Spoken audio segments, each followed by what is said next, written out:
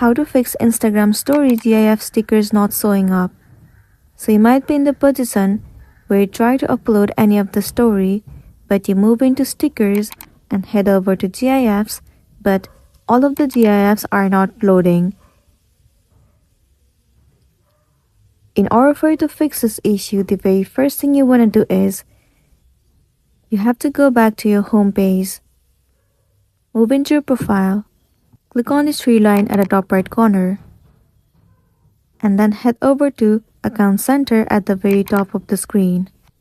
Now move into your information and permissions. So in this page, if you see the option of Manage Cookies, then head over to it. Once you have moved into Manage Cookies, you have to enable all of these options. Once enabled, now the next thing you want to try doing is simply move into the settings of a device. Head over to General, move into iPhone storage, head over to Instagram and tap on Offload App. Once again, click on Offload App. It will clear the cache and the storage of the application. It will also remove all of the unwanted bugs and make your application run smoothly. If you're still having the issue, then tap and hold the app and click on Remove App.